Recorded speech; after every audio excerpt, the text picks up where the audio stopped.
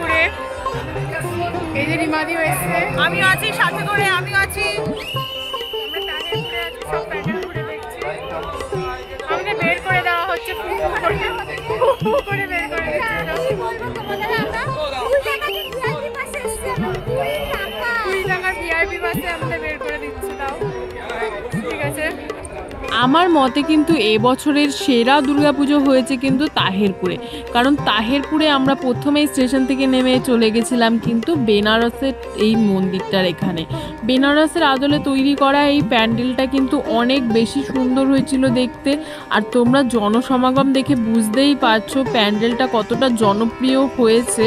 আর সত্যি বলতে প্যান্ডেলটা কিন্তু অনেক অনেক বেশি সুন্দর হয়েছে। আলোকসজ্জা যেমন সুন্দর, ঠিক তেমনই সুন্দর কিন্তু এই প্যান্ডেলের প্রতিমা।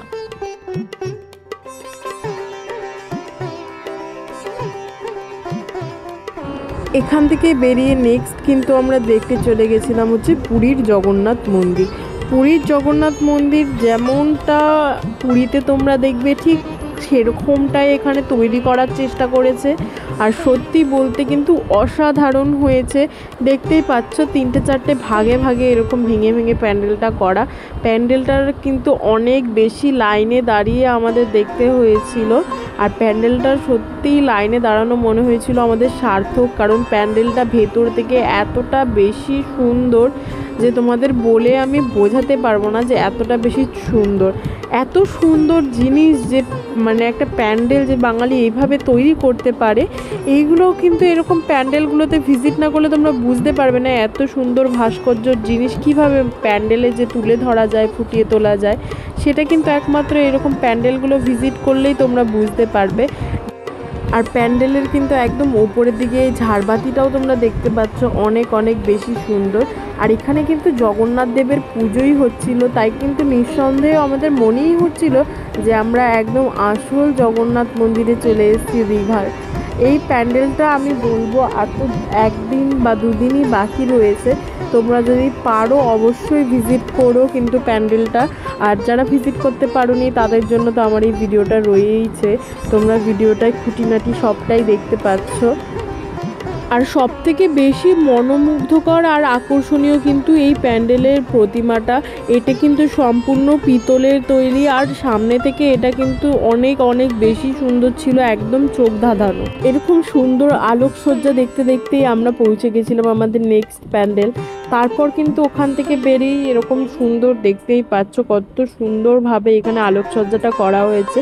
আমার কিন্তু দেখে দারুণ লেগেছে। পুরো ত্রিশূল এমন সুন্দর আলোকসজ্জা কিন্তু আমি কোথাও দেখিনি।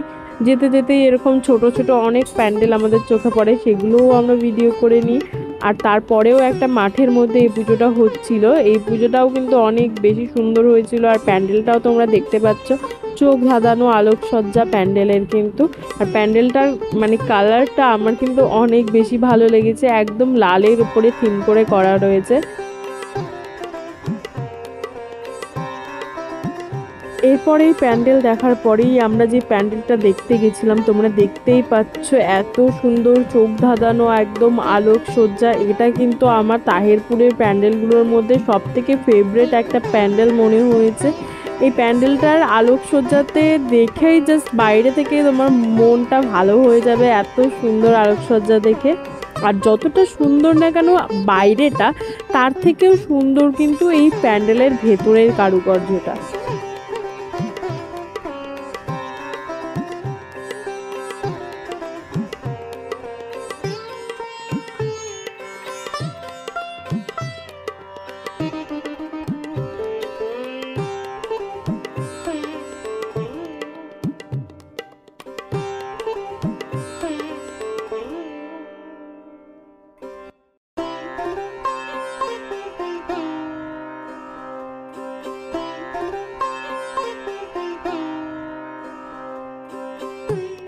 দেখতেই পাচ্ছ প্যান্ডেলটা একটা পাহাড়ের আদলে তৈরি করা হয়েছিল।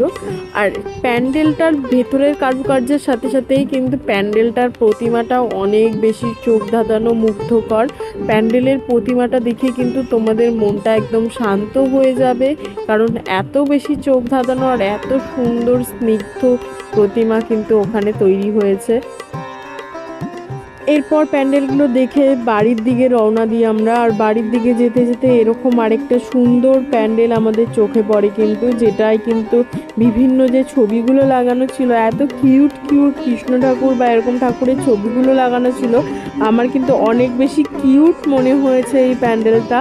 তোমরা কমেন্টে জানাও তোমাদের এই প্যান্ডেলগুলো কেমন লাগলো, আর কে কে তাহেরপুরে ঠাকুর দেখতে গেছিলে তোমরা অবশ্যই আমাকে কমেন্টে জানাও তোমাদের কোন জায়গাকার ঠাকুরটা সব থেকে বেশি ভালো লেগেছে।